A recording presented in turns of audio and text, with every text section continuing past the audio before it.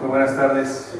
En esta ocasión tenemos la visita de la maestra Graciela Rodríguez Manso, quien va a ser nuestra ponente, nos va a impartir esta conferencia, por lo cual, en atención al tiempo, que ya estamos un poquito retrasados, y en atención a las personas que ya se encuentran con nosotros, me voy a permitir presentarles a la maestra Graciela Rodríguez.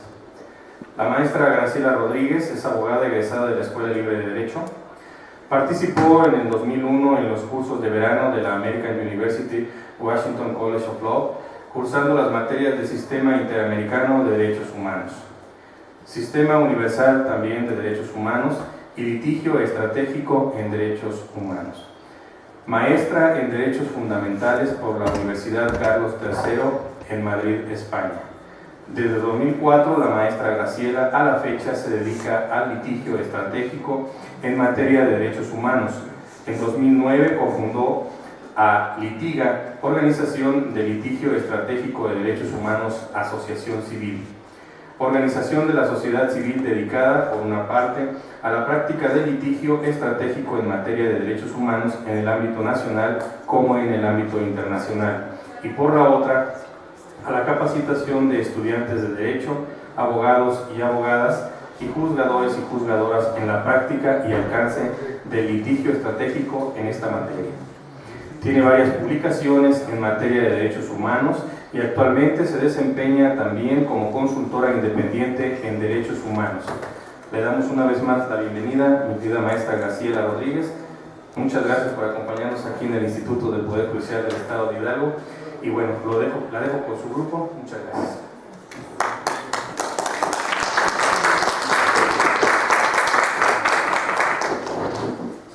¿Qué tal? Buenas tardes, tengan todas y todos ustedes. Para mí es un gusto estar aquí. Agradezco la invitación del Poder Judicial de Hidalgo, del Tribunal Superior de Justicia de Hidalgo, para ofrecer estas instalaciones y llevar a cabo la conferencia de cierre de la unidad que corresponde al curso de control difuso de convencionalidad que tanto la Asociación Mexicana de Impartidores de Justicia como la Suprema Corte de Justicia de la Nación están llevando a cabo. Antes de comenzar, quisiera preguntarles si hay alguna persona aquí que esté participando en este curso virtual. ¿Sí me pueden decir? ¿En el segundo? Es la segunda generación. Bueno, ¿y en la primera generación? Ah, perfecto, muy bien. Bueno, para las personas que no estén participando en este curso, simplemente les comento, esta es una unidad del curso en donde estamos analizando los alcances del control difuso de convencionalidad y constitucionalidad, y específicamente nos hemos enfocado en esta unidad a exponer una propuesta de método para ejercer el control difuso de constitucionalidad y convencionalidad.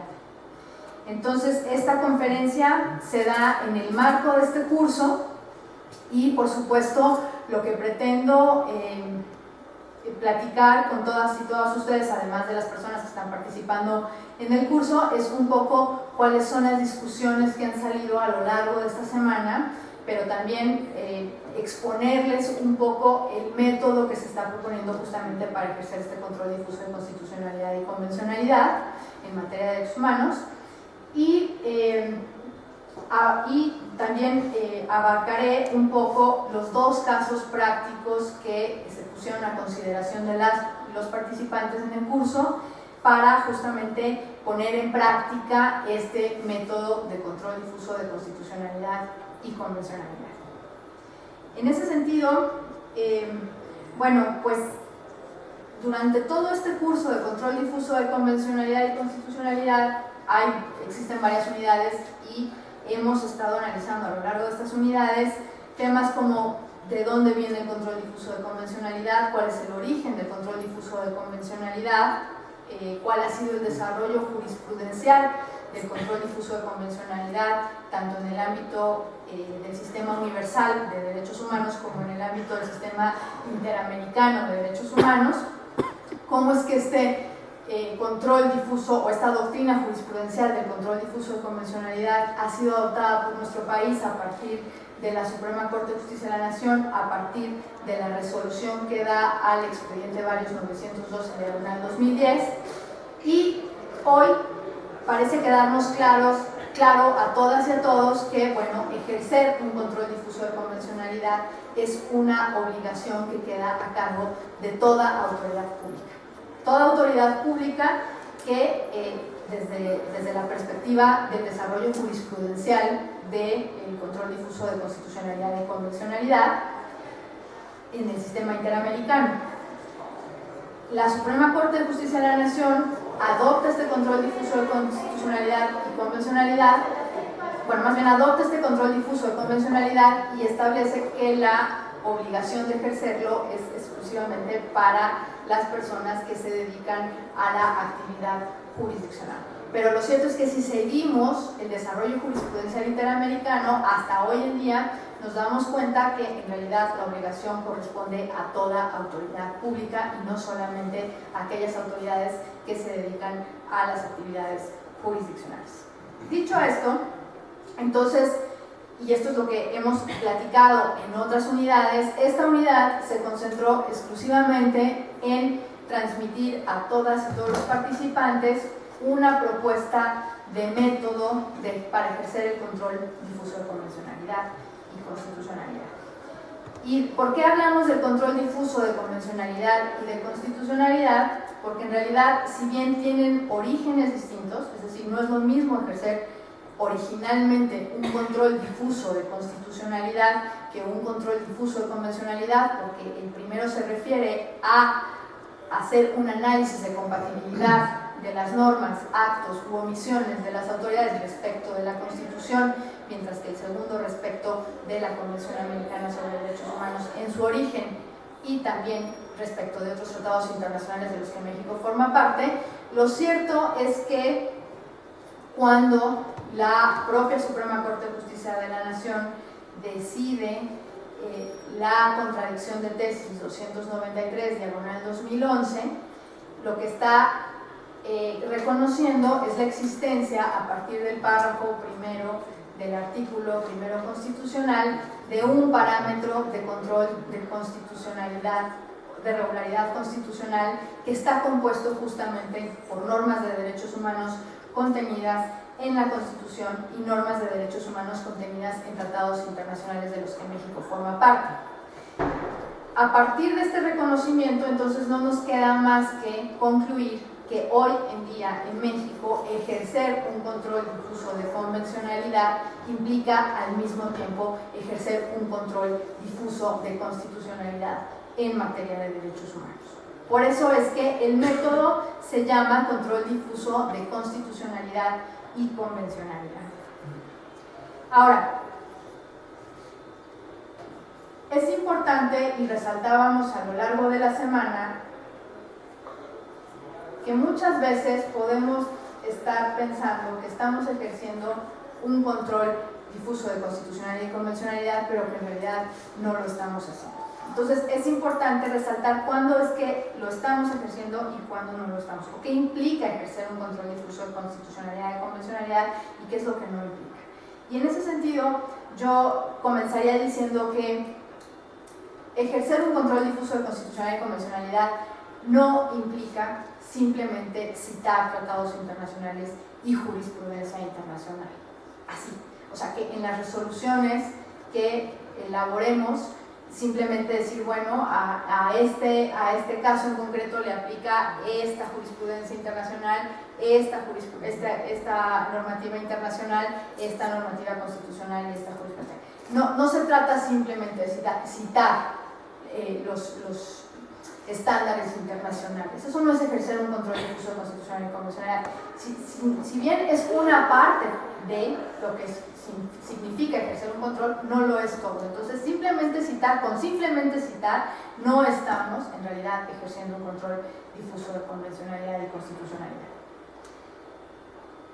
Tampoco, y esto también lo aclaro desde un principio, y lo estábamos discutiendo a lo largo de la semana, es que ejercer un control difuso de constitucionalidad y convencionalidad no implica sufrir la deficiencia de la queja. Esto es muy importante dejarlo claro porque en muchas ocasiones juzgadoras y juzgadores han temido en ejercer este control porque consideran que al ejercerlo en realidad están sufriendo la deficiencia de la queja cuando no les corresponde o no tienen la atribución legalmente establecida para sufrir la deficiencia de la queja. Lo cierto es que el control difuso de constitucionalidad y convencionalidad va un paso adelante para analizar lo que significan las pretensiones de las partes. En realidad, ejercer un control difuso de constitucionalidad y convencionalidad implica definir el marco jurídico aplicable. Y una vez que está definido el marco jurídico aplicable es cuando entonces vamos a analizar las pretensiones de las partes. Entonces, ejercer un control difuso de convencionalidad y constitucionalidad va un paso adelante después estaremos analizando las pretensiones de las partes. Por eso no tenemos que tener miedo al momento de ejercer el control, además de que es una obligación. No debemos de temer en ejercerlo y estar supliendo la deficiencia de la queja cuando en realidad no la estamos supliendo, simplemente estamos definiendo el marco jurídico aplicable al caso concreto. Tampoco significa ejercer un control difuso de convencionalidad o no puede valerse de las técnicas clásicas para resolver las antinomias.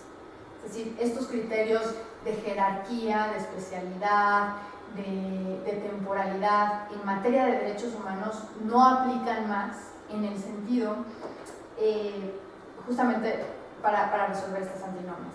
Porque los derechos humanos, como todas y todas sabemos, tienen un mismo valor, es decir, no hay diferencia entre un derecho humano y otro derecho humano. Entonces no podemos aplicar estas técnicas clásicas de resolución de antinomias y al hacerlo no estamos ejerciendo un control difuso de convencionalidad, sino simplemente estamos aplicando estas técnicas que no van de acuerdo con los derechos humanos, porque los derechos humanos o la resolución de conflictos entre normas y derechos humanos, además de seguir el principio o la argumentación jurídica llamada juicio de ponderación, también tienen como guía o como eje general este principio pro persona previsto también en el párrafo segundo del artículo primero del artículo primero de la Constitución.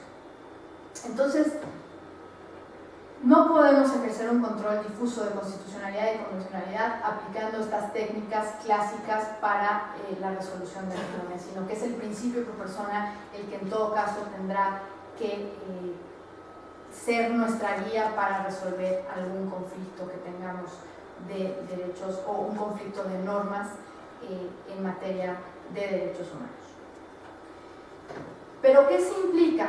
Esto también es importante resaltarlo. Sí implica ejercer un control difuso de constitucionalidad y convencionalidad, delimitar el marco normativo y jurisprudencial aplicable al caso. De eso es lo que se trata.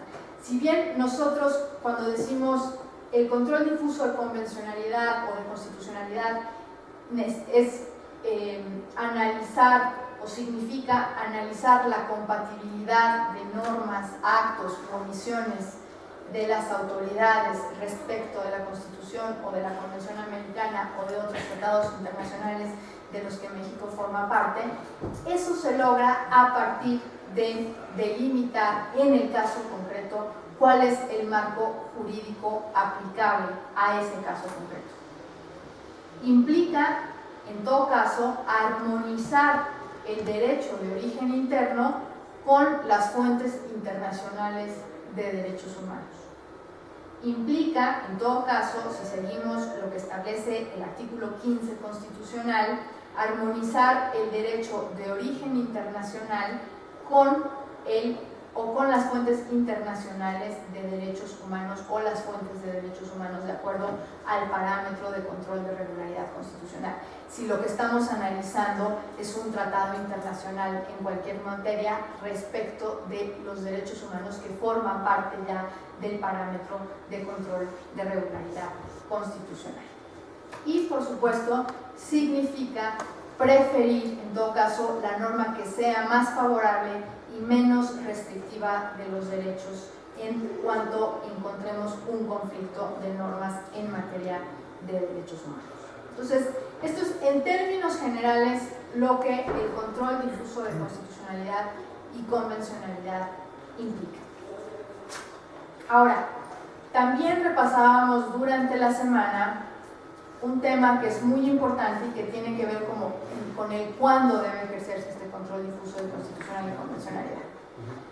Desde la jurisprudencia interamericana, desde la forma en que la Suprema Corte de Justicia de la Nación adopta esta doctrina jurisprudencial del control difuso de convencionalidad, queda claro que este control difuso de constitucionalidad y convencionalidad tiene que ejercerse de oficio, siempre, independientemente de que las partes en el caso lo soliciten.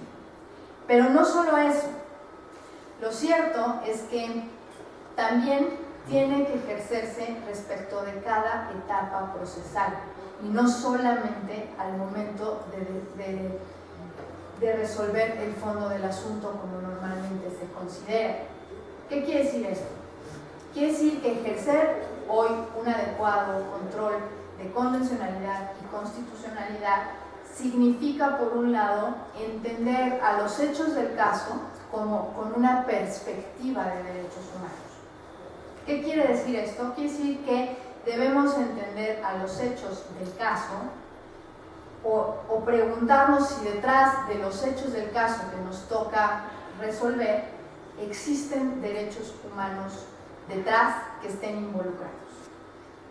Y poníamos un ejemplo, en el caso de daño moral, por ejemplo, un caso de daño moral, bueno, un daño moral hoy en día no puede resolverse exclusivamente a la luz del Código Civil correspondiente o de la legislación específica que exista en la entidad federativa específica sobre daño moral, sino que tenemos que preguntarnos si detrás de esos hechos que aparentemente constituyen un problema de daño moral, existen derechos detrás, como podría ser la libertad de expresión, o podría ser el derecho al honor, o podría ser la vida privada. Es decir, estos hechos no solamente los tenemos que analizar en términos de encuadrarlos como en las hipótesis normativas de la legislación que nos toca aplicar en el ámbito de nuestras competencias, sino que tenemos que preguntarnos si detrás hay un derecho humano, y en el caso de que haya un derecho humano, que yo de antemano les digo,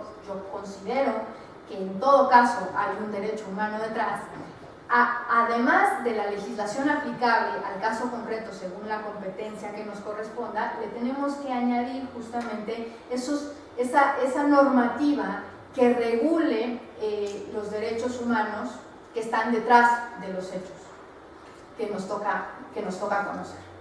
Eso es ejercer un control difuso de constitucionalidad y convencionalidad desde la fase del análisis de los hechos. Pero también hay que ejercer este tipo de control en el momento de analizar la procedencia de los recursos. Porque hoy no podemos entender las causales de procedencia o de improcedencia sin tomar en cuenta que detrás de una determinación de la improcedencia de un recurso, por ejemplo, pues están involucrados derechos como el derecho al debido proceso, el derecho a un recurso efectivo, previsto en la Convención Americana sobre Derechos Humanos, en el artículo 25, el derecho a no quedar en un estado de indefensión. Entonces, cuando nosotros analizamos la procedencia o improcedencia de los recursos que nos toca conocer, lo cierto es que tenemos que tomar en cuenta que con nuestra decisión sobre la procedencia no vayamos a dejar en estado de indefensión a la persona, porque si no es ese recurso, entonces, ¿qué otro recurso podría tener esa persona que no es el que estamos declarando improcedente? Eso por un lado. Por otro lado, la debida fundamentación y motivación sobre la improcedencia es importantísima, porque si nosotros no fundamentamos y motivamos la aplicación de la causal de improcedencia específica, entonces en realidad lo que estamos actualizando es una violación al debido proceso. Debido proceso que no nada más está previsto en la Constitución, sino que también está previsto en los tratados internacionales, en específico la Convención Americana sobre Derechos Humanos en el artículo 8. Pero también tenemos que tomar en cuenta los estándares al momento de decidir una procedencia o improcedencia de un recurso judicial. Tenemos que tomar en cuenta los estándares del artículo 25, por ejemplo, y el correspondiente al Pacto Internacional de Derechos Civiles y Políticos, que establecen la obligación de los estados, en el numeral 2, si nosotros analizamos el artículo 25 de la Convención, establece la obligación de los estados de desarrollar las posibilidades de los recursos. Es decir, cuando tenemos una improcedencia, una causal de procedencia o de improcedencia o sobreseimiento, tenemos que tomar en cuenta que nuestra interpretación sobre esa causal de improcedencia o procedencia del recurso o sobreseimiento tiene que interpretarse de tal forma que desarrolle las posibilidades del recurso. Es decir, si nos equivocamos, por poner un ejemplo, ¿no? Si uno se equivoca del tribunal al que tiene que presentar el recurso, o a un juzgado que tiene que presentar, bueno, interpretar, ejerciendo un control difuso de convencionalidad, no implicaría desechar la demanda, sino simplemente advertir a la persona, al demandante, que pues no es el tribunal adecuado y simplemente pasar esa demanda a quien resulta competente, pero no de entrada desechar la demanda y dejar en estado de indefensión, en cierto sentido, a la persona. Eso además ayuda o influye en garantizar recursos que sean accesibles, que sean adecuados, que sean idóneos, que sean efectivos para las personas, que sean sencillos de tramitar, y que eso en términos generales lo que garantiza finalmente es un acceso a la justicia, a una justicia expedita, ¿no? Entonces, ejercer un control difuso de convencionalidad implica que en el análisis de la procedencia de los recursos tenemos que tener mucho cuidado cuando decidimos no darle entrada al recurso, porque podríamos estar actualizando en realidad una violación de derechos humanos, sea del debido proceso o sea de dejar a las personas en estado de indefensión. Y eso es bien importante tenerlo en cuenta. Pero también es importante tener en cuenta esta obligación de ejercer el control difuso de constitucionalidad y convencionalidad en la fase probatoria, porque tenemos que tomar en cuenta los mejores estándares, los estándares más protectores, por ejemplo, en materia de carga de la prueba, en tema del valor probatorio que les vamos a dar a las pruebas, cuándo es que las vamos a admitir, etc. Todo esto también tiene que tomarse en cuenta.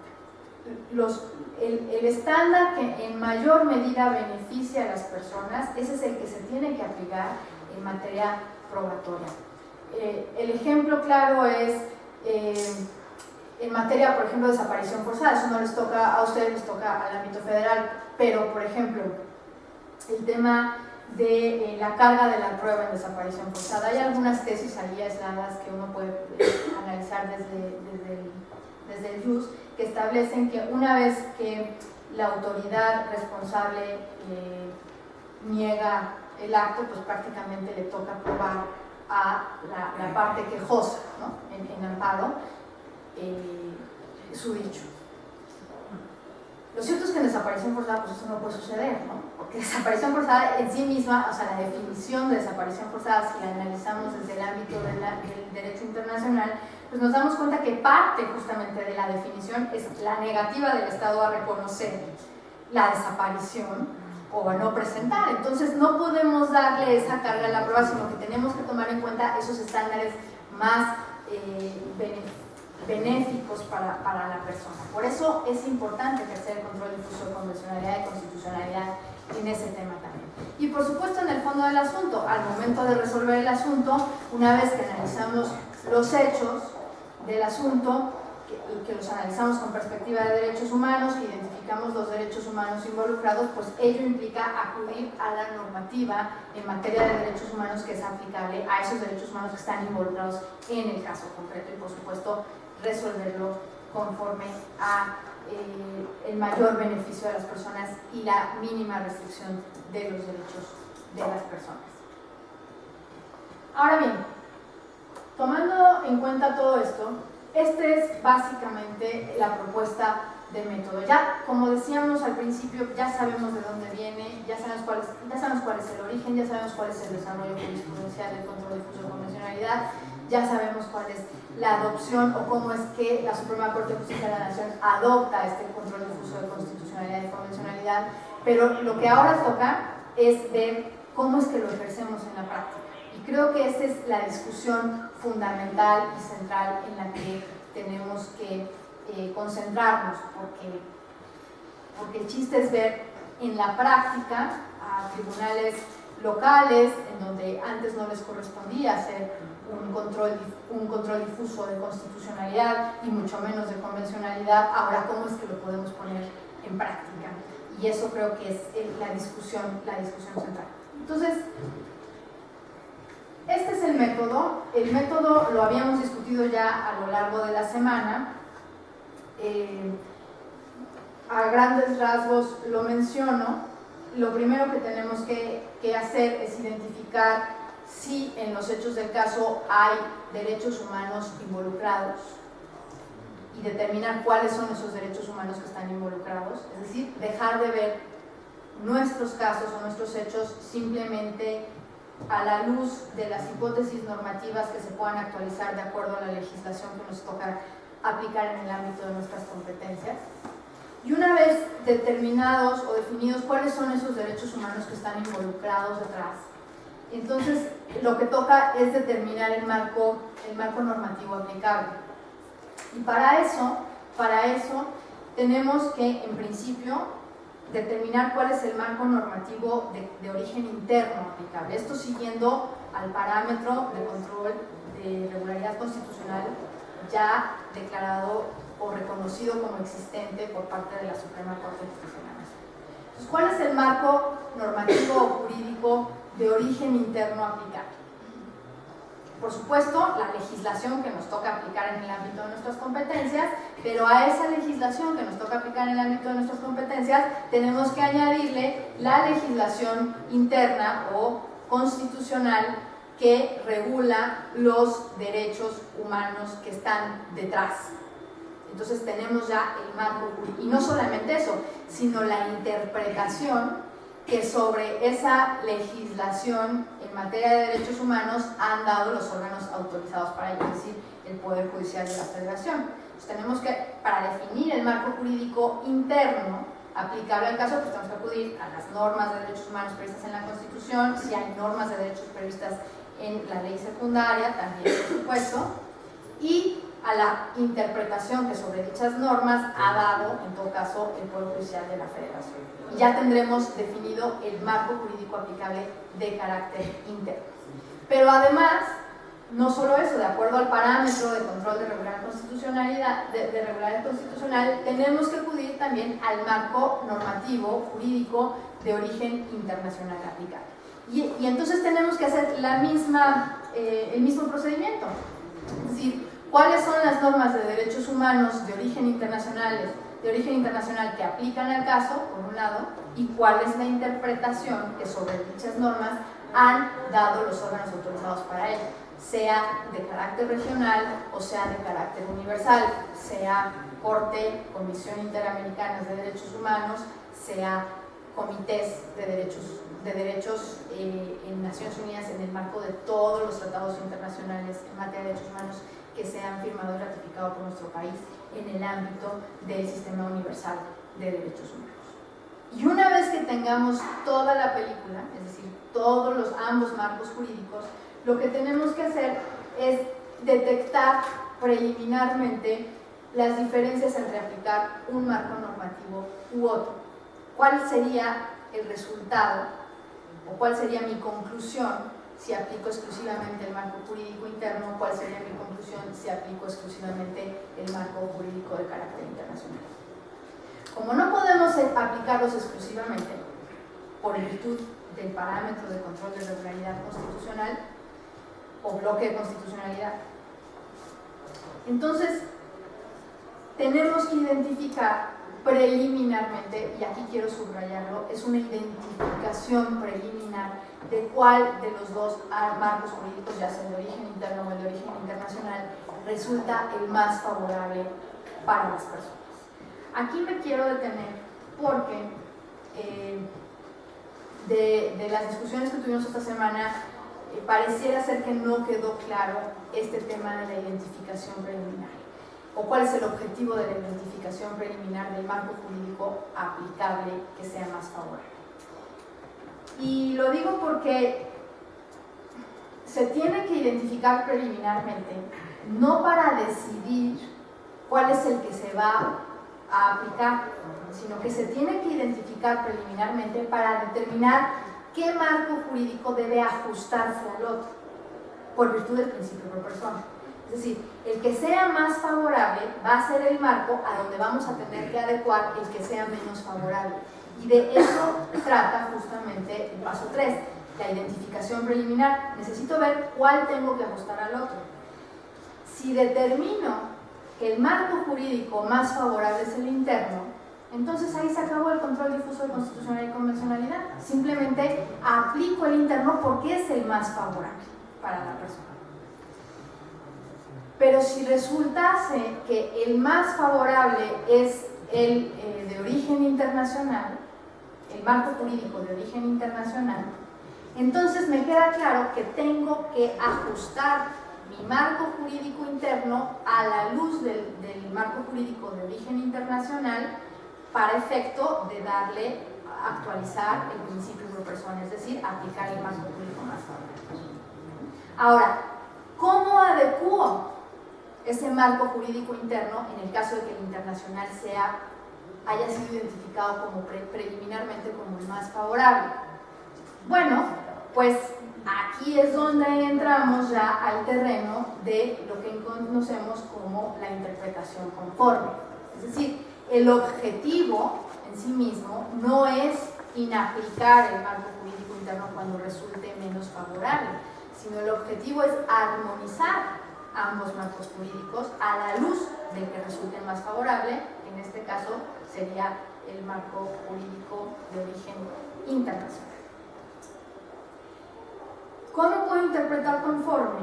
Pues ya la propia Suprema Corte de Justicia de la Nación, en el expediente Varios 912/2010, nos da la pauta y nos dice, me parece que es el párrafo 31, en donde establece que interpretación conforme en sentido amplio o interpretación conforme en sentido estricto. ¿Qué quiere decir esto? Quiere decir que hay que intentar interpretar nuestro marco jurídico interno a la luz del internacional, haciendo las adecuaciones necesarias para aplicar el marco jurídico internacional.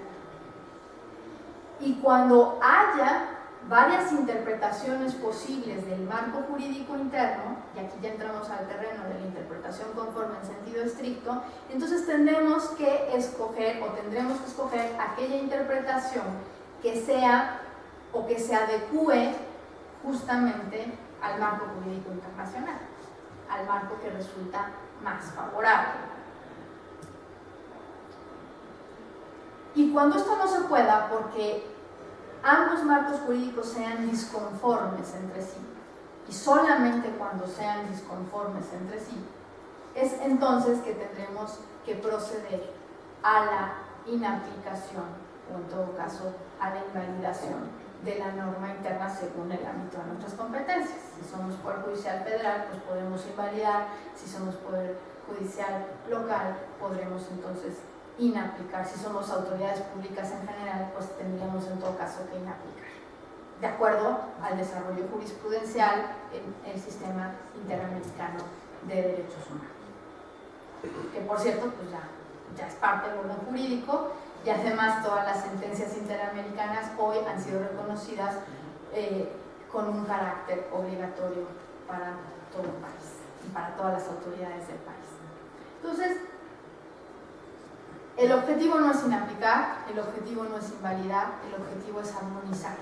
Y solamente cuando esto no sea posible, porque aplicar el marco jurídico interno es absolutamente contrario a aplicar el marco jurídico internacional o viceversa, entonces tendremos que decidir inaplicar o en todo caso invalidar, insisto, según el ámbito de nuestras competencias. Esto es un poco el método que se propone y que hemos estado discutiendo a lo largo de esta semana.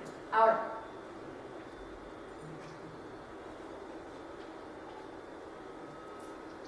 durante la semana también se plantearon dos casos prácticos. El primero de ellos, ¿te acuerdas de qué era? Cuando el divorcio, cuando se demandaba un divorcio, Ajá.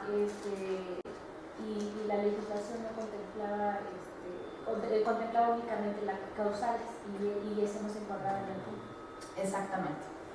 Una mujer en un estado determinado, en una entidad federativa determinada, quiere divorciarse simplemente porque quiere divorciarse, pero en esa entidad federativa no existe el divorcio incausado, sino que se tiene que acreditar una causal de divorcio. Ese era, digamos, el tema, ¿no? Entonces, ¿cómo ejercemos un control difuso de constitucionalidad y convencionalidad respecto de ese caso en específico? Lo primero sería, según el método que seguimos, si de los hechos del caso se desprenden derechos humanos o hay derechos humanos involucrados. ¿Algún derecho humano involucrado se encuentra?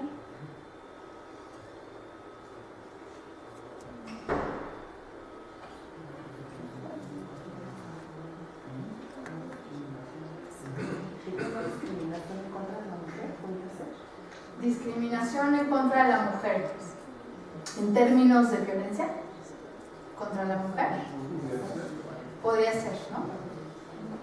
Durante el curso, algunas participaciones, y me parece que lo hacen muy bien, identifican, por ejemplo, el tema de la libertad, el derecho a la libertad que está involucrado, el derecho a una vida privada también,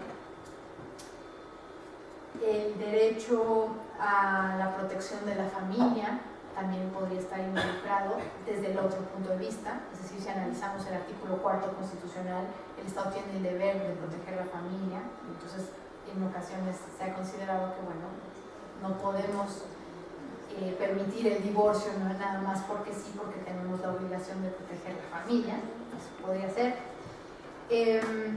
Por supuesto, la violencia contra la mujer, el mantener a una mujer en un vínculo matrimonial que no quiere, pues podría considerarse como violencia inclusive de carácter institucional, es decir, porque el propio Estado no le permite separarse de aquella persona con la que ya no quiere convivir. También podría ser la integridad psíquica, es decir, el estado emocional en que me encuentro, en donde ya no quiero estar con una persona y va a afectar a mi integridad psíquica. Y habían también determinado el derecho que ha sido desarrollado jurisprudencialmente, inclusive por la Suprema Corte de Justicia de la Nación, de libre desarrollo de la personalidad. No sé si recuerdan un caso de la Suprema Corte de Justicia de la Nación en donde, a partir del cual una persona busca el cambio de nombre en su acta de nacimiento, el Distrito Federal, porque ha pasado por un proceso de reasignación de sexo y no le quieren hacer el cambio del acta de nacimiento. Bueno, pues este caso llega a la Suprema Corte y la Suprema Corte desarrolla jurisprudencialmente un derecho que se conoce como el derecho al libre desarrollo de la personalidad, que deriva justamente de una interpretación del derecho a la libertad con un derecho a la vida digna o un derecho a la vida privada. A partir de ahí desarrolla este derecho de libre desarrollo de la personalidad. Bueno, esto digamos que serían todos los derechos que podrían estar detrás. ¿Se dan cuenta de cuántos derechos pueden estar detrás de un caso de unos hechos simplemente de divorcio? Son muchísimos. También podrían estar los derechos del niño si es que tuvieran niños. No se desprendía del caso que fueran ya padres, pero si hubiese niños, bueno, pues están los derechos del niño. Entonces, si nosotros lo analizamos desde el ámbito normativo exclusivamente, materialmente normativo, si analizamos el artículo 4 constitucional exclusivamente, si analizamos el artículo 1 que prohíbe la discriminación, si analizamos el 4 en tanto igualdad de hombre contra la mujer y en tanto el deber del Estado de protegerla a la familia y a la niñez, pues entonces podríamos decir, bueno, no podemos, o sea, exclusivamente si lo vemos desde el ámbito constitucional normativo, podemos decir, bueno, pues no podemos dar cabida a un divorcio cuando el legislador no ha establecido la posibilidad de un divorcio incausado. ¿Por qué? Porque prevalece la obligación del Estado de proteger a la familia, la obligación del Estado de proteger a los niños en todo caso, y quizá el derecho a la no discriminación y la igualdad del hombre y de la mujer, pues ahí nos podría hacer un poco de ruido. Esa sería como nuestra conclusión si nada más analizamos el ámbito jurídico interno, el marco jurídico interno. Ahora, si nos vamos al ámbito internacional, bueno, ojo, sí, si nos vamos al ámbito internacional, normativo, bueno, pues nos damos cuenta que tenemos el derecho a la libertad reconocido en la Convención Americana y en el Pacto Internacional de Derechos Civiles y Políticos.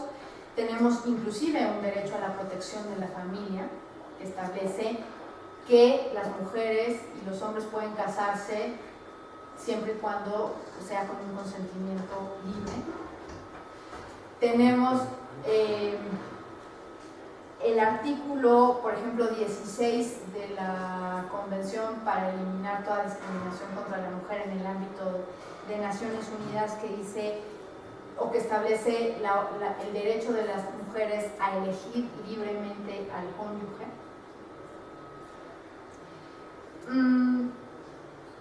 Y tenemos el 23 del Pacto Internacional de Derechos Civiles y Políticos, que también protege a la familia.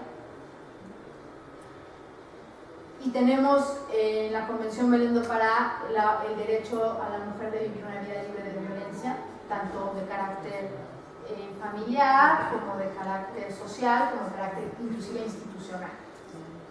Entonces, bueno, pues si analizamos ambos marcos jurídicos, podemos decir, quizá preliminarmente, que el ámbito internacional resulta más favorable que el ámbito interno, porque por lo menos en el ámbito internacional pues ya hay un derecho ahí específico previsto para la mujer que dice que puede elegir libremente al cónyuge, y si puede elegir libremente al cónyuge, pues puede elegir libremente separarse del cónyuge, ¿cierto? Entonces, si lo analizamos exclusivamente desde el ámbito normativo, nos damos cuenta que, o podríamos llegar a la conclusión de que preliminar, de que el marco normativo internacional resulta el más favorable, y en todo caso tendríamos que ajustar nuestro marco jurídico interno al marco jurídico internacional. Ahora, y esto por eso es bien importante, no nada más quedarnos en lo normativo, estrictamente normativo, porque si nosotros nos vamos a las interpretaciones, por ejemplo, que ha hecho del artículo 4 Poder Judicial de la Federación, nos damos cuenta que existen, y también ahí lo resaltaban en los casos que mandaron, en las resoluciones del caso que mandaban, que existe una tesis, por ejemplo, que establece claramente que el divorcio incausado no viola el artículo 4 constitucional y tampoco viola el 17 o el 23 de la Convención Americana y del Pacto Internacional de Derechos Civiles y Políticos, respectivamente. Es decir, si nosotros analizamos el marco normativo a la luz de la jurisprudencia interna o de las tesis internas, nos damos cuenta que no estamos tan lejos de lo que dice el ámbito internacional. Y si además le añadimos a eso la jurisprudencia desarrollada en el ámbito interamericano y en el ámbito universal, pues también lo decían y lo decían muy bien, hay casos de la Corte Interamericana, por ejemplo el Octavia Murillo y el caso Pacheco, se me olvidó el nombre, no es Radilla Pacheco, es no lo tengo aquí, pero lo mencionaban muy bien, en donde ya hay un desarrollo jurisprudencial, como lo tenemos ya internamente por la Suprema Corte, del llamado libre desarrollo de la personalidad, que aquí hacen una interpretación también entre vida privada y libertad, en donde consideran que la libertad prevista en el artículo 7º de la Convención Americana sobre Derechos Humanos constituye el derecho de toda persona de organizar su vida conforme a sus propias opciones y convicciones, y que la vida privada incluye la capacidad para desarrollar la personalidad y definir su personalidad y la relación con las personas que uno quiera. Entonces, ¿ven cómo cambia? Si nada más nos enfocamos a lo normativo de origen interno, podemos llegar a una conclusión. Si a eso normativo de origen interno le añadimos el desarrollo jurisprudencial, la conclusión es distinta. Y si además añadimos toda la parte internacional, la conclusión puede ser distinta, porque si nos quedamos con lo normativo exclusivamente, pues nuestra primera conclusión es que preliminarmente el marco jurídico normativo más favorable es el internacional. Pero si analizamos la jurisprudencia interna, nos damos cuenta que en realidad no es que sean más favorables, es que son coincidentes. Entonces podemos aplicar ambos, que no tenemos que ajustar nuestro marco interno al internacional, sino que los dos están hablando exactamente de lo mismo. Entonces son complementarios. Entonces válidamente se pueden interpretar conforme a esos dos marcos jurídicos. Y yo les puedo decir que la práctica mayoría de los casos estamos frente a esta opción, estamos frente a esta situación. Es decir, normalmente, o la excepción, es que haya una contradicción franca, una franca contradicción entre el marco normativo interno y el marco normativo internacional. Las más de las veces, después de analizarlo, nos vamos a dar cuenta que en realidad están diciendo lo mismo y que quizá el internacional añada un elemento específico que nos convenga y que tengamos que tomar en cuenta para resolver el caso concreto que estamos viendo. La regla no es la contradicción, la regla es la complementariedad de ambos marcos. Entonces, por eso no hay que temer tanto. Ahora, me regreso un pasito atrás porque se me olvidó comentarles. Tampoco hay que temer en cómo es que llegamos a todo este marco jurídico internacional que parece infinito, con múltiples manifestaciones, o sea, no nada más tratados internacionales, sino nada más jurisprudencia, sino doctrina internacional, los informes de las relatorías, todo eso es lo que tenemos que ver. Bueno, sí, en realidad es cierto, porque siempre tenemos que estar a la norma más favorable, y para eso pues hay que analizar todo. Pero no sé si saben, y me imagino que sí, recientemente, bueno, esta semana, la Corte lanzó ya un buscador jurídico, al menos en el ámbito interamericano, en materia de derechos humanos, que está muy bueno. O sea, simplemente hay que entrar, poner el derecho que nosotros estamos buscando y va a salir toda la jurisprudencia, al menos interamericana, de lo que tenemos que, o sea, de lo que nos toca conocer.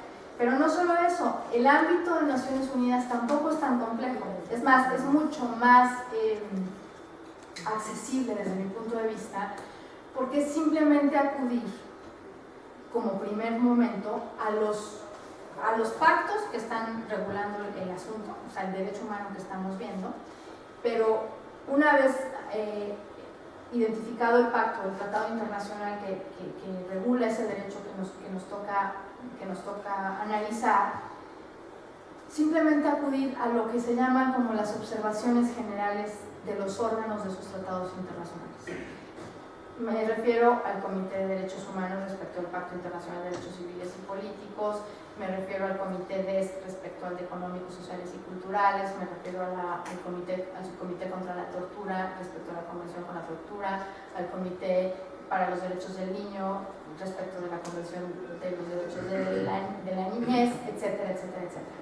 Si ustedes acuden a esos órganos y meten en Google esos órganos, simplemente les va a aparecer observaciones generales. Y esas observaciones generales lo que hacen es hacer unas interpretaciones sobre las normas del tratado que están regulando. Y son interpretaciones muy extensivas, en donde nos podemos dar cuenta en términos generales cuál es el contenido o hasta dónde hemos llegado a analizar el contenido de cada uno de los derechos humanos. Entonces, la herramienta del buscador más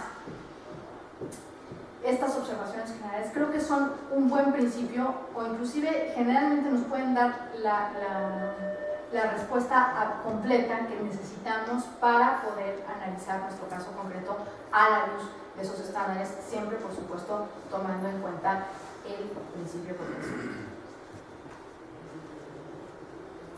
Ahora,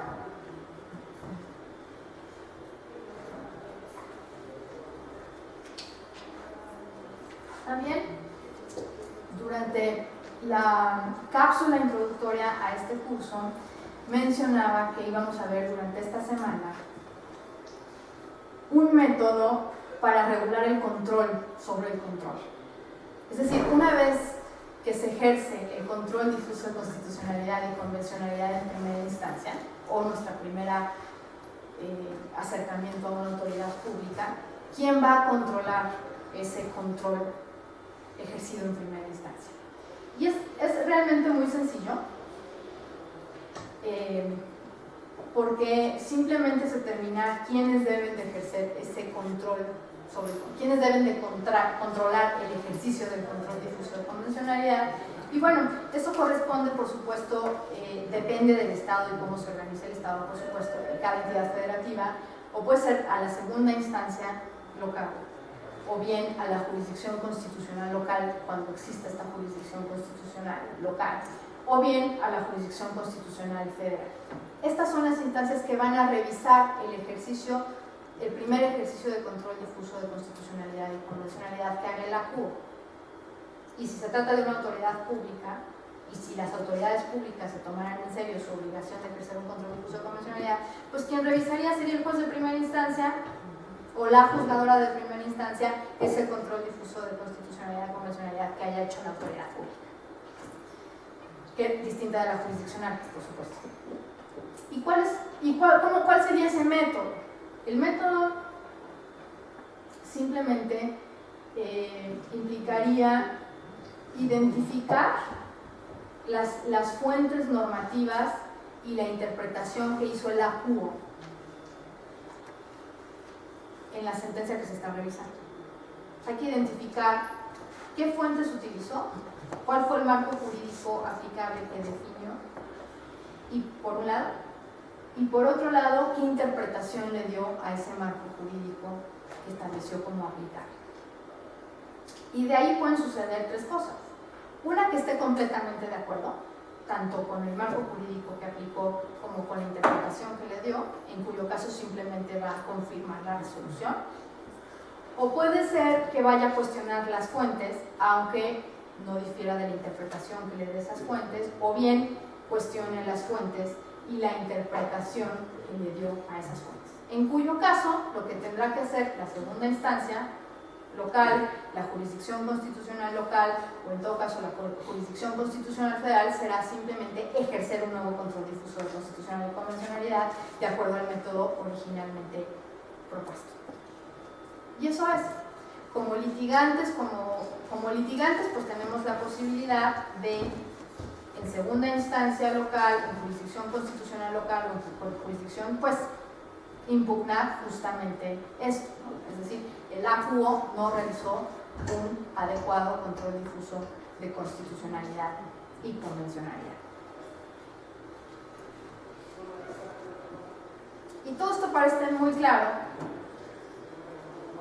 pero ¿qué pasa con la contradicción de tesis 293/2011 que decide la Suprema Corte de Justicia de la Nación?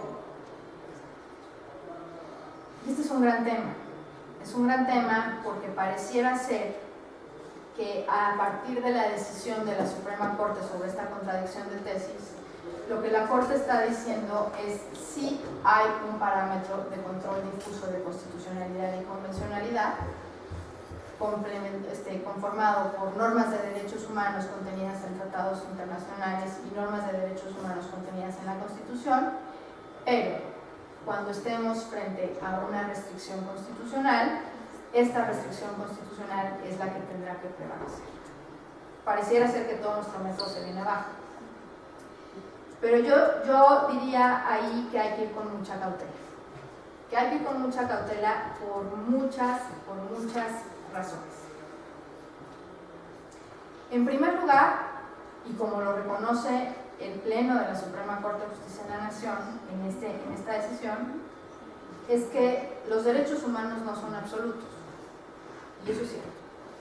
Los derechos humanos no pueden ser absolutos, hay excepciones, hay derechos humanos que sí son absolutos, como por ejemplo la prohibición contra la tortura, la prohibición contra la discriminación, el derecho a tener un tribunal competente, imparcial.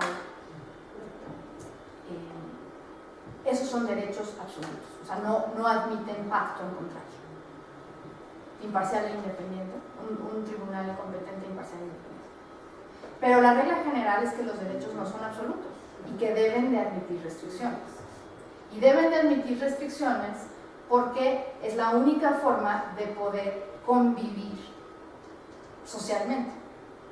No podemos sacrificar los derechos de algunas personas en virtud de hacer prevalecer otros derechos de forma absoluta. No. Como somos sociedad, como todos tenemos derechos, tenemos que buscar la armonía y la convivencia en derechos. Por lo tanto, los derechos en principio no pueden ser absolutos y tienen que admitir restricciones. Pero si esto es así, también es bien cierto que las restricciones tampoco pueden ser absolutas.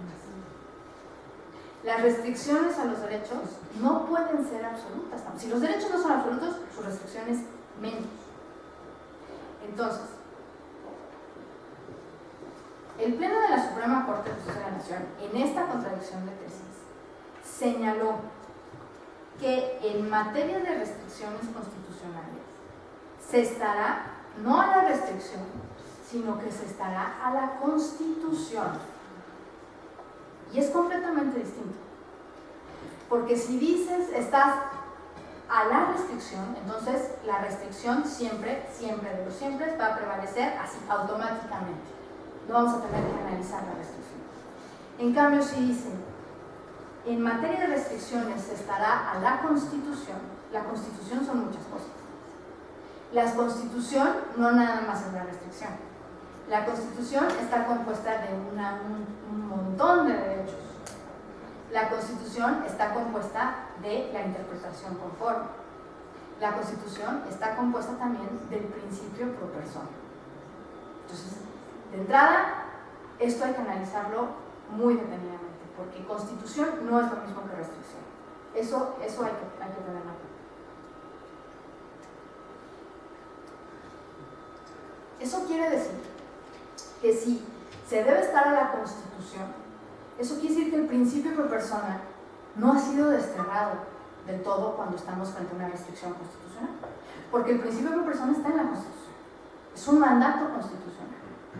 Y si la restricción, para analizar la restricción se estará a la Constitución, pues tenemos que tomar en cuenta el principio pro persona. Además, si hay dos interpretaciones posibles de esa decisión de la contradicción de tesis, una en el sentido de que 10 ministros y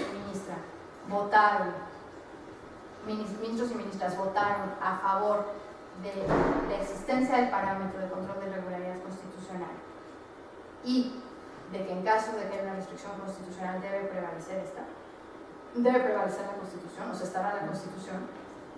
Lo cierto es que también hay que tomar en cuenta que al menos 5 de esos ministros que votaron a favor dijeron sí en el entendido de que la restricción constitucional debe de analizarse caso por caso, de acuerdo a las circunstancias del caso.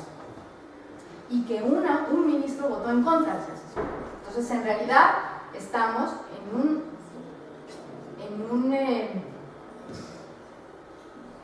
escenario en el que tenemos una decisión tomada por 10 votos contra 1. De esos 10 votos, 5 están diciendo sí a esta resolución en el entendido de que se estudie caso por caso, y uno de ellos está diciendo no, porque viola el principio de persona, esta decisión.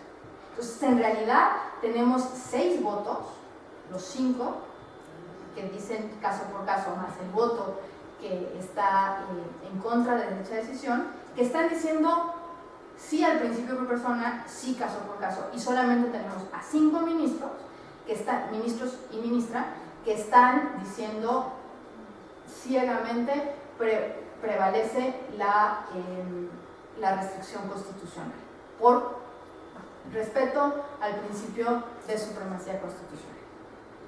Entonces, hay que entender el contexto en el que se tomó esta decisión y por qué al final ministros y ministras que originalmente no hubiesen votado con eso lo hacen siempre bajo la condición de que se entienda que se va a analizar la restricción caso por caso. Ahora, si tenemos estas dos interpretaciones posibles, los que dicen siempre la restricción y los que dicen dependiendo caso por caso, y uno que dice no porque es obvio el principio por persona, pues entonces de esas dos interpretaciones posibles de esa decisión, pues por principio por persona tendríamos que escoger la que es más beneficiosa, la que sea más benéfica a la persona, y eso quiere decir que es la interpretación de los 5 más el que vota en contra, o sea, de los 6, ¿no? Ahora, si lo concluimos así, entonces tendríamos que decir que las restricciones constitucionales tienen que analizarse caso por caso. O sea, que no podemos decir a priori siempre van a prevalecer. Y para analizarlas caso por caso tenemos que tomar en cuenta varios elementos. El primero de ellos es que vamos a entender por restricción. Ojo, porque no todo es restricción. Nos está diciendo el Pleno de la Suprema Corte, o algunos ministros y ministras de la Suprema Corte, decían, bueno, es que cuando hablamos de restricciones estamos hablando realmente del artículo 29 constitucional. Bueno, sí, el 29 constitucional habla de restricción y habla de suspensión, pero antes de la reforma hablaba exclusivamente de suspensión. O sea, el objetivo del 29 es hablar de la suspensión de derechos en un estado de emergencia, exclusivamente. Y si uno analiza todos los derechos previstos en la Constitución, uno se da cuenta que todos los derechos tienen restricciones. Y no puede ser de otra manera, insisto, porque estamos en un estado constitucional democrático de derecho. O sea, tenemos que convivir en derechos. No puede ser de otra manera. Entonces las restricciones no nada más se reducen al 29 constitucional. Las restricciones están en todos los derechos. Ojo, pero todo es restricción. ¿O qué vamos a entender por restricción? Y esto es bien importante precisarlo. Porque restricción de entrada no puede entenderse como falta de previsión o incompleto desarrollo del contenido de un derecho. Es decir, si en la Constitución no tenemos previsto un derecho expresamente, eso no quiere decir que el derecho que esté previsto en el Tratado Internacional esté restringido. Eso quiere decir que no lo previó la Constitución, pero está previsto en la norma internacional, y la norma internacional forma parte del parámetro de control de regularidad constitucional cuando se trata de derechos humanos. Entonces, restricción no significa falta de previsión. Me refiero, por ejemplo, al derecho al nombre, el derecho a una indemnización por error judicial, que son derechos que están previstos, por ejemplo, en la Convención Americana sobre Derechos Humanos y que no encuentran expresión en la Constitución. Pero eso no quiere decir que esos derechos estén restringidos. Eso quiere decir que simplemente están o han sido o se consideran parte de la Constitución como complemento del Tratado Internacional que los prevé y que a cuyas normas la propia Constitución les ha dado un carácter constitucional, les ha dado una jerarquía constitucional. Entonces, eso es lo primero que habríamos que traer. Lo segundo,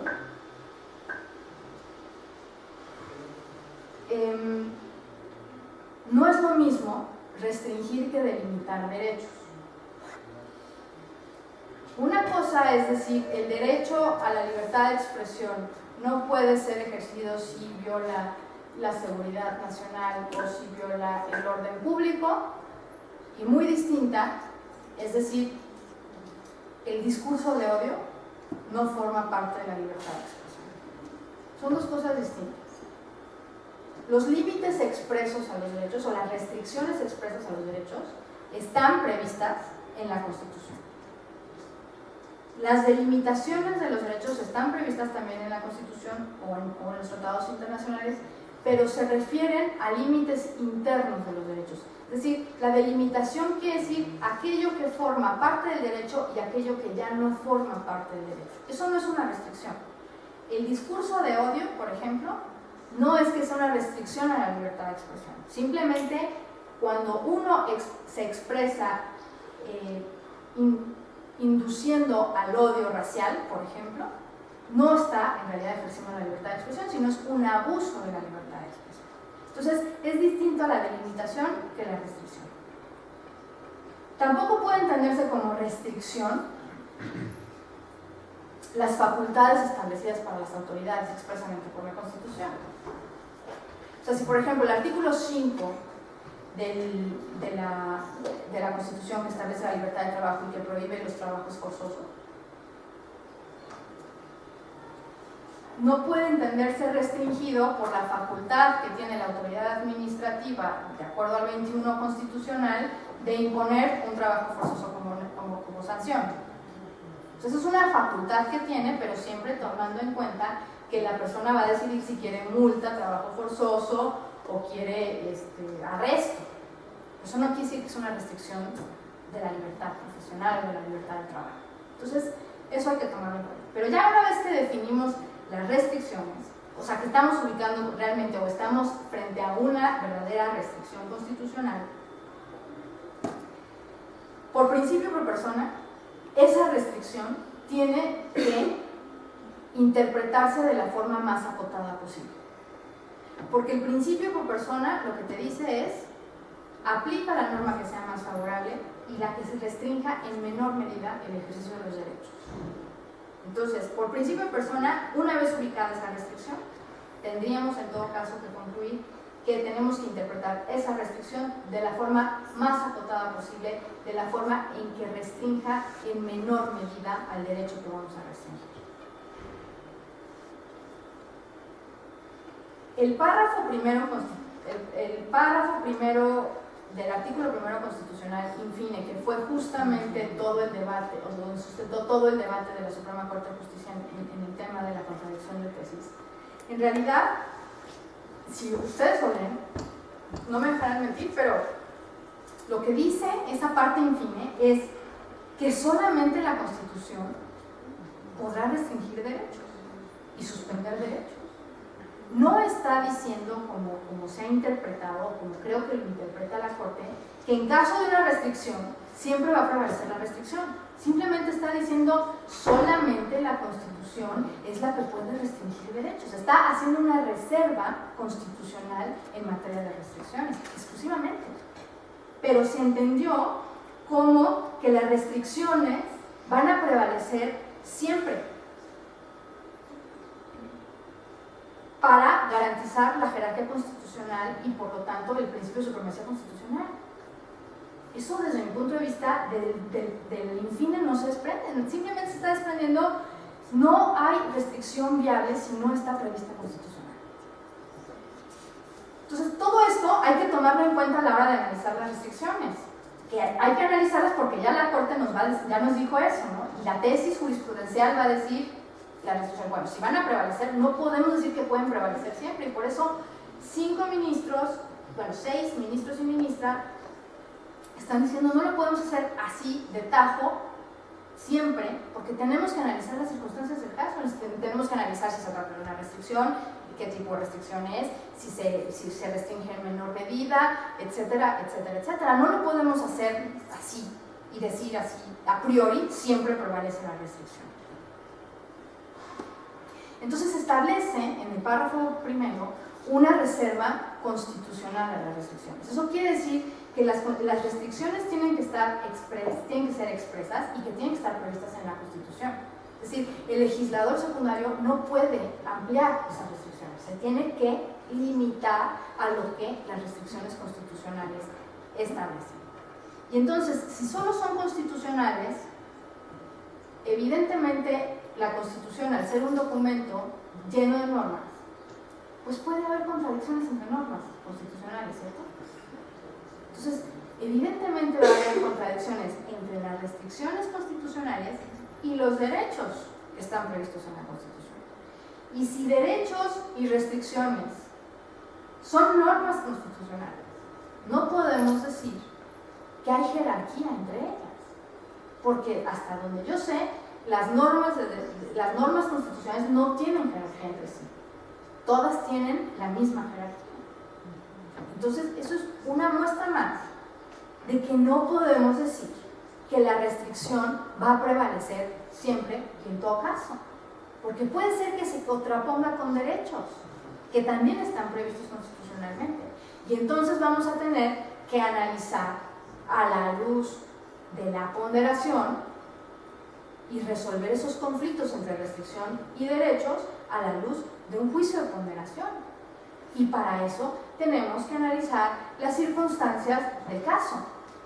No podemos, por lo tanto, decir prevalece la restricción constitucional siempre, en todo momento.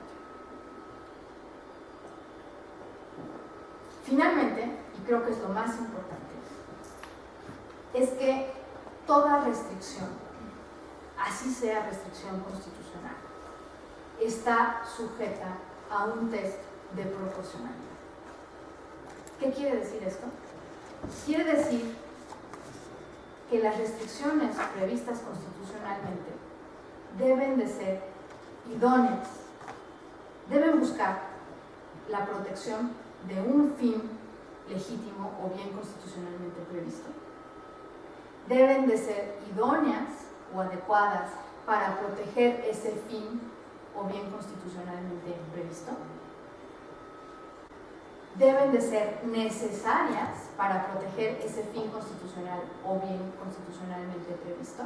¿Qué quiere decir esto?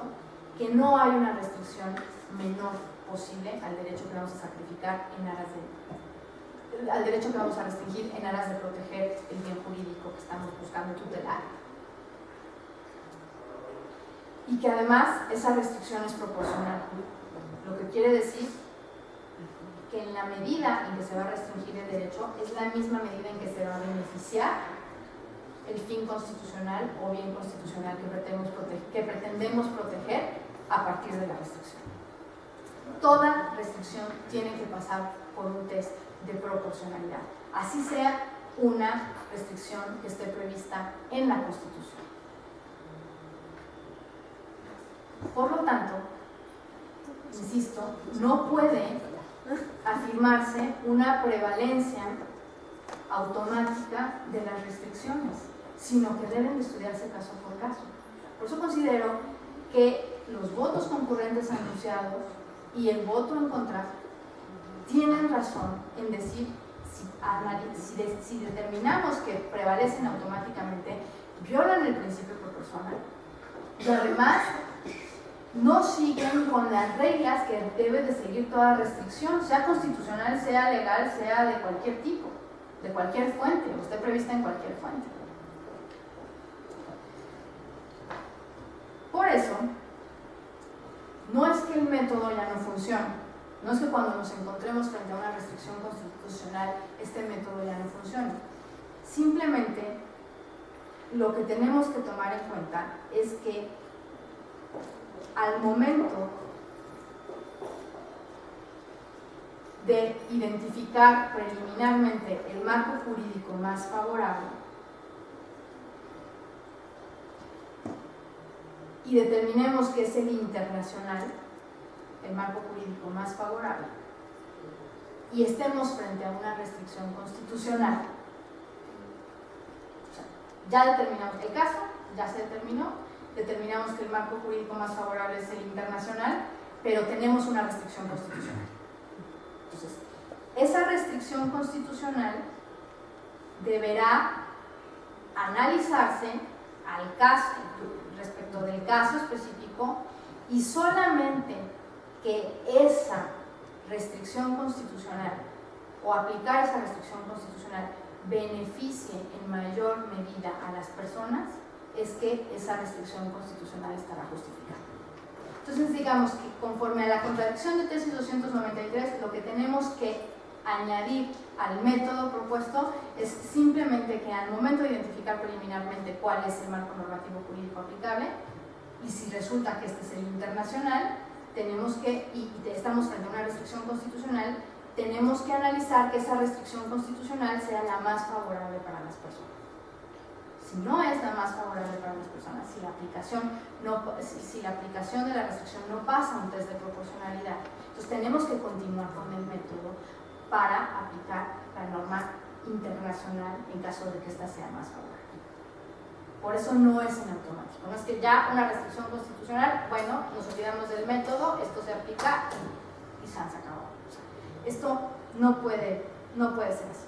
Por eso, y ya con esto voy a terminar, y quiero de una vez, y lo anuncio de una vez, abarcar el segundo caso que propuse como para resolver como caso práctico que tiene que ver con el arraigo.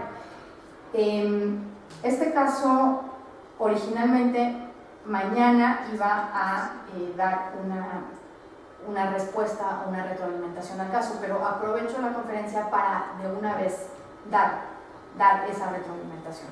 El caso 2 se trataba justamente de la figura del arraigo, ¿no? Del arraigo a nivel federal por delincuencia organizada, y entonces lo que se buscaba era hacer un control difuso de convencionalidad y constitucionalidad a la luz del arraigo previsto en el artículo 16, párrafo 8 para delincuencia organizada.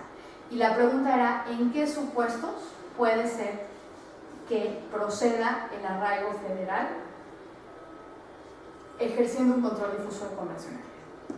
Entonces, si nosotros analizamos el artículo 16, párrafo 8 que establece el arraigo, bueno, pues podemos decir que es para delincuencia organizada exclusivamente, con una serie de elementos, o sea, un plazo determinado, una serie de elementos para procedencia, y con 3 finalidades específicas. Establece 3 finalidades específicas. Se va a arraigar a la persona siempre y cuando sea necesario para el éxito de la investigación. Se va a arraigar a la persona siempre y cuando sea para proteger a las personas y los bienes. Y se va a arraigar a la persona siempre y cuando exista un peligro de que se sustraiga a la acción de la justicia. Esas son como las 3 finalidades que prevé el artículo 16 constitucional. Bueno, evidentemente en este caso estamos frente a una restricción constitucional. Es decir, es la restricción constitucional por excelencia la que motiva básicamente toda esta contradicción de tesis, o la que tenemos en la mira, no la que motiva, sino la que tenemos en la mira. Hay una restricción constitucional. Entonces hay que aplicar un método de control difuso de constitucionalidad y convencionalidad contando justamente con esta restricción constitucional. Entonces, bueno, pues identificamos la presencia de derechos humanos, pues sí, el arraigo es una restricción a derechos como la presunción de inocencia, derechos a la libertad de circulación, al debido proceso, etcétera, etcétera. Al menos esos 3. que son derechos que están previstos también constitucionalmente, en normas constitucionales. Entonces estamos frente a un conflicto de normas constitucionales que prevén estos derechos y una norma constitucional que establece la restricción de estos derechos.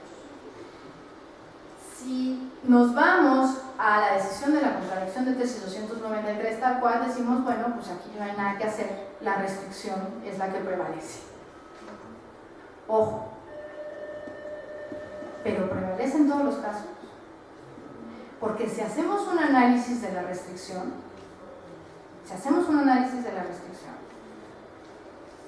y hacemos un test de proporcionalidad de la restricción llamada arraigo, de la medida llamada arraigo, y de los supuestos en que procede, esto es, éxito de la investigación, protección de bienes y personas y sustracción de la acción de la justicia, pues en todo caso tendríamos que hacer un análisis de proporcionalidad de estas tres finalidades.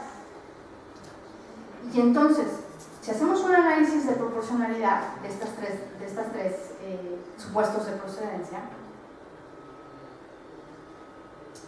pues el éxito de la investigación,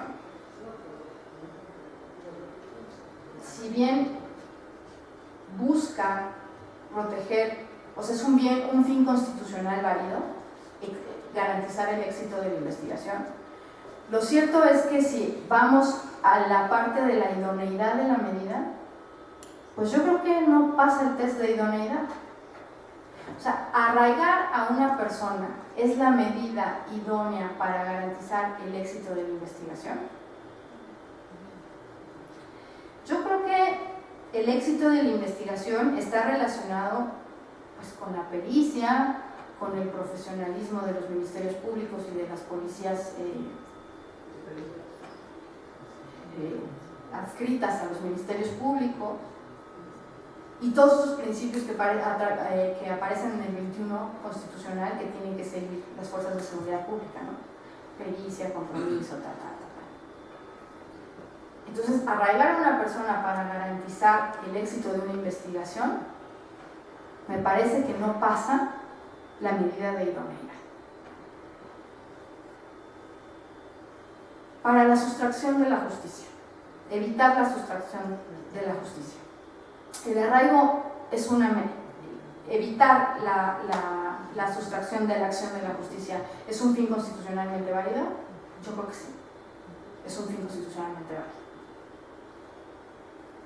¿Es una medida idónea el arraigo para evitar que se sustraigan a la acción de la justicia? Pues me parece que sí. Lo detengo y no se me va, eso me queda claro, es una medida idónea. Pero ¿será una medida necesaria?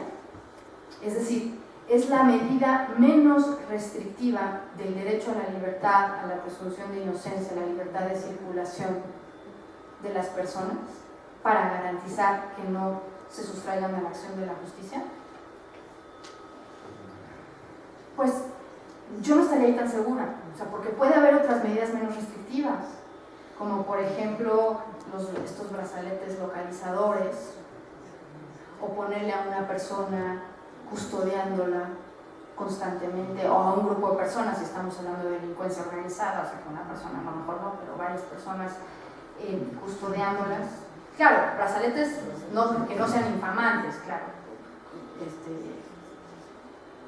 contrarios a 22, ¿no? O sea, brazaletes que no tengan un letrero aquí, soy presunto delincuente organizado, pero sí brazaletes que los permitan localizar y que no necesariamente tengan que mantenerlos privados de su libertad.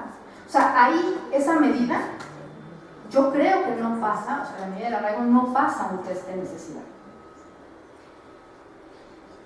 Donde ya tengo mis dudas es para proteger bienes y a las personas, porque bueno, finalmente ese es el objetivo, ¿no? O sea, el objetivo es arraigar para evitar que se le cause daño a las personas o a los bienes constitucionalmente establecidos. Bueno, aquí sí estaríamos frente a la aplicación expresa de un principio pro persona. O sea, estoy arraigando a la persona por principio pro persona de las otras personas, ¿cierto? O sea, y haciendo un test de proporcionalidad entre la detención juicio de ponderación, entre la detención de la persona y el beneficio de las personas o el no perjuicio de las demás personas, pues quizá la balanza sí se inclinaría al beneficio de las personas, y eso sería completamente acorde al principio de proporcionalidad. Pero esto es a lo que me refiero, que no podemos decir el arraigo tiene que aplicar siempre. Tenemos como juzgadores y juzgadoras que hacer un test de proporcionalidad. Ahora, ¿cuál es el miedo que también, no sé si miedo, pero al menos la preocupación que también surgía a lo largo de estas discusiones en la semana? Es que, bueno, yo tengo una jurisprudencia que aplicar, porque si no la aplico, soy sujeto de responsabilidad. Entonces, si la jurisprudencia me va a decir que prevalece siempre la restricción constitucional, pues yo ni modo que no la aplique. Bueno, ahí lo que yo diría es, primero, habría que ver si la jurisprudencia, bueno, en este caso no, pero cuando tengamos un problema en ese sentido de que no aplicamos una jurisprudencia porque es violatoria de derechos humanos, lo primero que hay que analizar es si esa jurisprudencia es antes o después de la reforma constitucionalmente de derechos humanos. Porque si seguimos el 9º transitorio del decreto de reforma constitucional, nos damos cuenta que toda aquella jurisprudencia o toda aquella norma que sea contraria a la reforma constitucional queda sin efectos. En este caso, este no es el caso. Esta jurisprudencia de la contradicción de tesis va a salir posterior a la reforma. Pero entonces lo que podríamos hacer es analizar ese artículo que establece la responsabilidad por no acatar jurisprudencia a la luz de un control difuso de constitucionalidad y convencionalidad, a la luz del parámetro de control difuso de constitucionalidad y convencionalidad. Es decir, ¿se sostiene ese artículo que me impone una sanción si no acato una jurisprudencia que es violatoria de derechos humanos? Yo creo que no. Yo creo que no se sostiene. Si uno ejerce un control difuso de constitucionalidad y convencionalidad respecto de esa norma que nos impide no aplicar una jurisprudencia que sea violatoria de derechos humanos, no se sostiene. No se sostiene por violatoria de derechos humanos. Entonces, ese sería un camino. Otro camino, por supuesto, sería plantear esta contradicción a la propia Suprema Corte de Justicia diciendo me estás obligando a aplicar una jurisprudencia que es totalmente violatoria de derechos humanos y que si no la aplico me vas a sancionar a mí como funcionario o funcionario judicial o jurisdiccional. Esta es la idea y este es el ejercicio que tenemos que estar haciendo constantemente en cualquier ámbito de nuestras competencias. Y esta es, como lo decía en la cápsula introductoria, una propuesta de método. Es una propuesta, por supuesto, que acepta cualquier tipo de crítica y que incluso busca crítica constructiva justamente para ir avanzando en la aplicación. Es una propuesta inacabada y por supuesto yo no tengo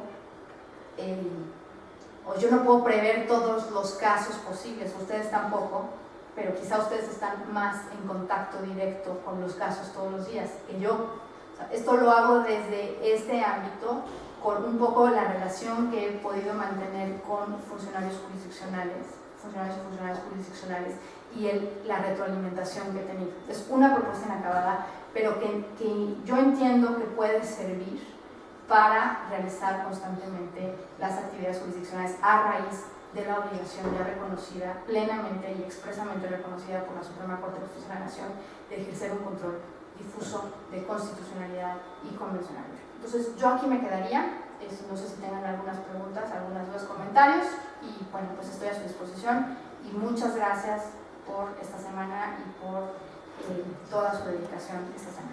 Gracias.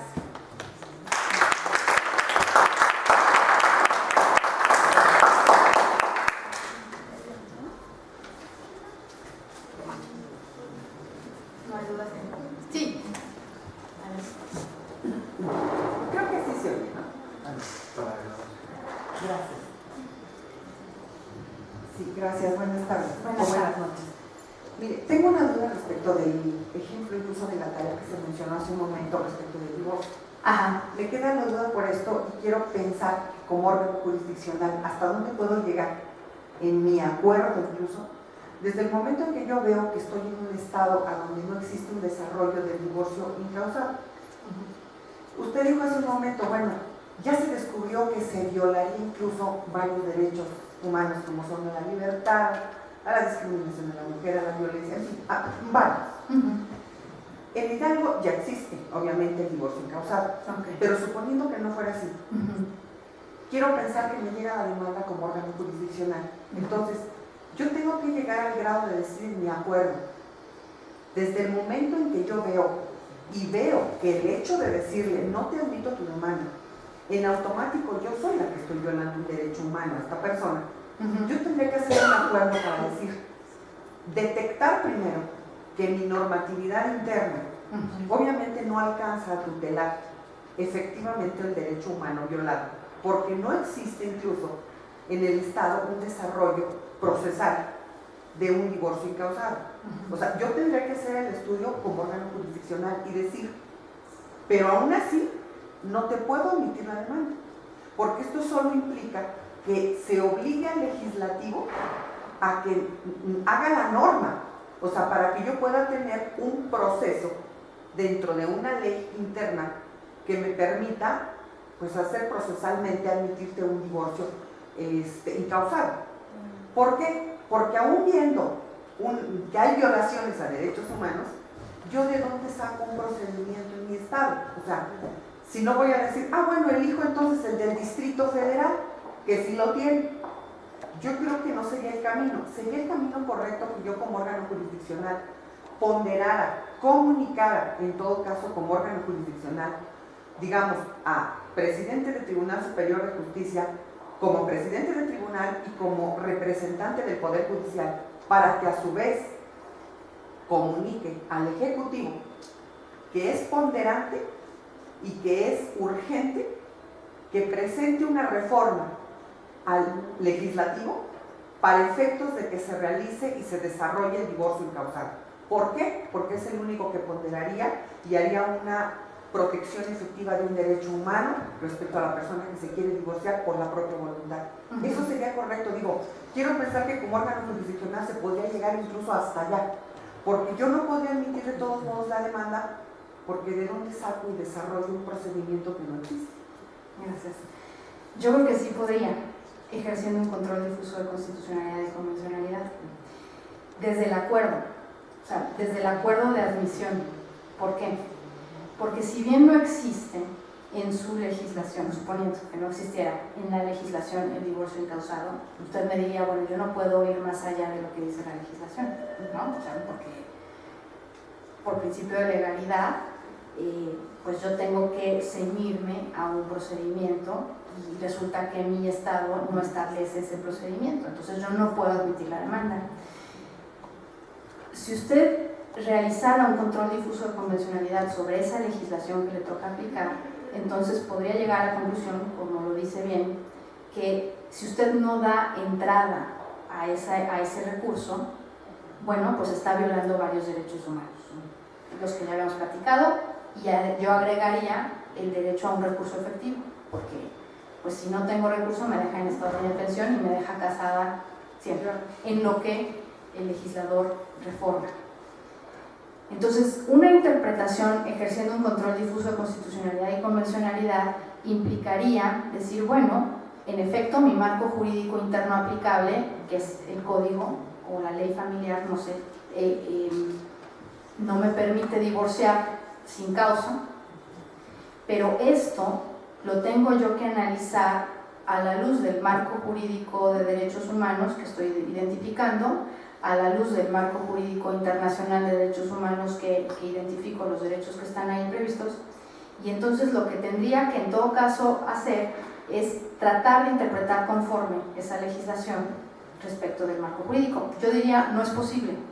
No es posible porque no hay una interpretación conforme posible. O sea, yo no puedo decir hay causa donde no hay causa, o más bien, no hay causa donde hay causa, ¿cierto? Entonces, si eso no lo puedo hacer, lo que tengo que hacer es inaplicar, como tribunal local, esa porción normativa de donde establezca que solamente por estas causas. entendiendo que voy a inaplicar el solamente, y entonces dar entrada, sí, a un divorcio, aunque no haya causa, como si se estuviera imponiendo una causa abierta, ¿no? Una causal abierta. O sea, el ejercicio del control difuso de constitucionalidad y convencionalidad implicaría llegar a la conclusión de que no puedo aplicar la norma que me dice que solamente bajo estas causales de divorcio puedo divorciar y por lo tanto admitir la demanda solamente bajo estas causales de divorcio, porque eso implicaría, además de violar derechos humanos, incumplir con mi obligación de ejercer el control difuso de constitucionalidad y convencionalidad, y además implicaría no cumplir con mis obligaciones de garantizar los derechos y de proteger a las personas respecto a otras personas, de otros individuos. Entonces, es justamente lo que se busca con el control difuso de constitucionalidad y convencionalidad. Tiene la posibilidad usted de inaplicar cuando no hay una interpretación conforme posible esa porción normativa en donde dice exclusivamente bajo estas causales y no aplicarla y admitir la demanda. Admitir la demanda no implicaría violar el principio de legalidad, porque hoy el principio de legalidad no solamente se conforma por la legislación que le toca aplicar en el ámbito de sus competencias, que en este caso sería la civil, sino que aplicar además derechos humanos previstos en la Constitución y previstos en los tratados internacionales y aplicar la norma que sea más favorable. De eso se trata. Entonces, claro, además podría usted decirle al Ejecutivo que por favor le diga al Legislativo que reforme ya la legislación cuanto antes, pero en tanto eso sucede, las personas que quieran divorciarse simplemente porque no quieren vivir más con la pareja original, pues tendrían que tener un recurso efectivo para hacerlo. Porque si usted niega la admisión de la demanda, pues en realidad está dejando en estado de indefensión a las personas, porque las personas se van a quedar casadas aún en contra de su voluntad. Eso. Claro, digo, es un punto de vista, a lo mejor yo difiero. Y digo, sí, porque yo tendría que inventar entonces al momento de admitir términos, vistas, contestación, convenios, en fin. Yo trataría de buscar el trámite, por ejemplo, del Distrito Federal, pero yo lo estaría inventando, yo sola. Ahora, te voy a decir por qué difiero. Sí. Por ejemplo, no recuerdo bien si es la 63 del 2011, que es una contradicción. Contradicción de tesis, aunque fue contradicción de criterios de 3 colegiados, que la Corte dice, y es respecto del divorcio incausado, es respecto a los recursos. Claro que en el Distrito Federal tiene una redacción un poco diferente a la nuestra en relación a que allá todas las cuestiones inherentes al divorcio se hacen de manera incidental. Aquí no. Entonces, allá hay un artículo que especifica de que esas resoluciones son apelables. Ahora que estábamos viendo lo que es toda la ejecutoria de la contradicción, hace perfectamente y hermosa el razonamiento de la Suprema Corte y trata de decir por qué precisamente el 25 de la Corte Interamericana establece que haya un recurso efectivo para todas las personas como un derecho humano. Y ellos dicen, por lo tanto debe prevalecer, y prevalece la que dice que sí se puede que haya recursos de apelación y revocación en todo el trámite antes de dictarse la sentencia de divorcio, e incluso con posterioridad también a todas las resoluciones incidentales, por supuesto. Como no tenemos la misma interpretación, aquí en Hidalgo, por ejemplo, vemos que en los juzgados de primera instancia es obvio que si dice el artículo aquí en Hidalgo, la sentencia de divorcio no es apelable, y aquí en Hidalgo en la misma sentencia se dice, por ejemplo, si no se pusieron de acuerdo en el convenio, la declaración del juez es decir, y continúan las medidas provisionales, como son custodia, pensión, convivencia, etc. Bueno, el litigante se va al amparo porque no es apelable la sentencia. Si de verdad, o sea, la autoridad federal, que es la que se ha encargado siempre de hacer ese análisis constitucional, ha admitido los amparos, o sea, cosa que debería de rechazarlos. En todo caso, con esta contradicción que salió en el 2011, debería decir no.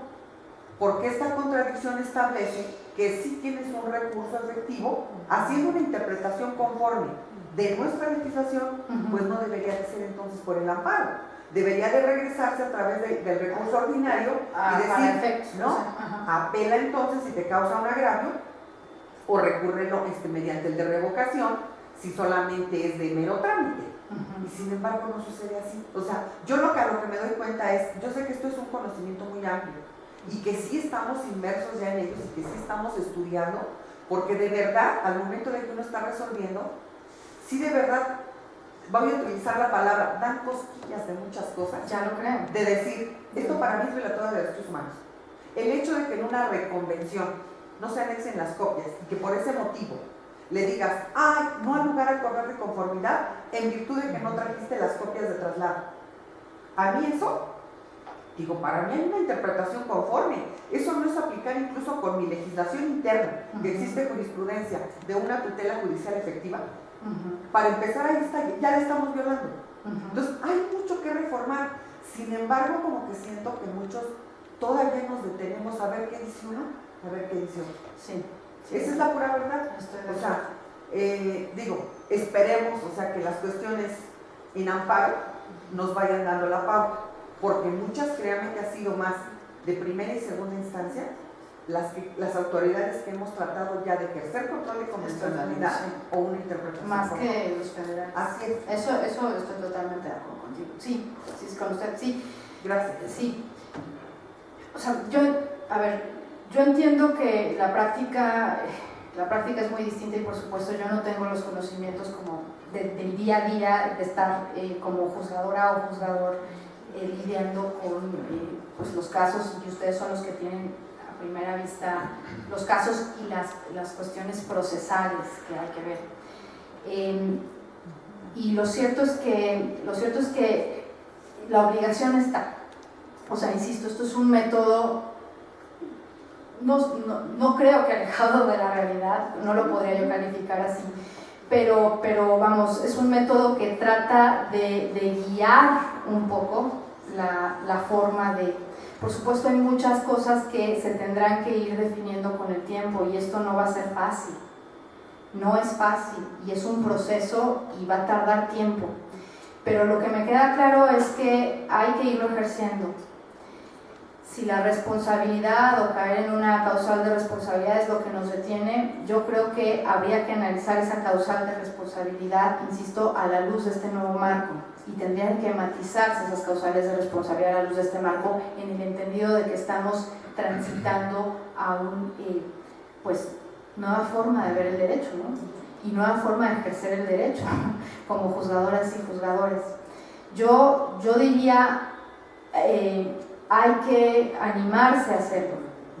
Nuestra mejor defensa es la argumentación que podamos dar y la motivación y fundamentación que podamos dar de nuestras resoluciones.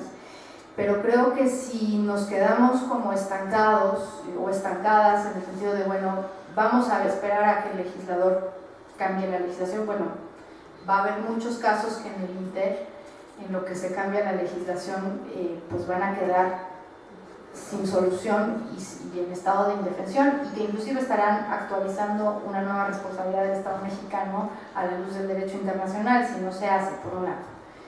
Y por otro lado, creo que la forma de ir avanzando es esa, o sea, es arriesgarnos, equivocarnos, por supuesto, o sea, eso es evidente, nos vamos a equivocar todos, litigantes, juzgadores, juzgadoras locales, federales, pero es un proceso, o sea, hay que irlo haciendo. Y este método simplemente pretende establecer como una pauta general, claro, desconociendo por supuesto todas las especificidades que pueda tener un procedimiento ordinario, civil, familiar, penal, pero que trata de ser como una guía menos general que la guía que ya pone la Suprema Corte a partir del expediente 902, trata de ir un poquito más allá. Y por supuesto, inacabado y absolutamente receptor de toda crítica constructiva y de retroalimentación para ir avanzando. Les agradezco mucho su presencia esta tarde-noche y bueno, estoy a sus órdenes. Gracias.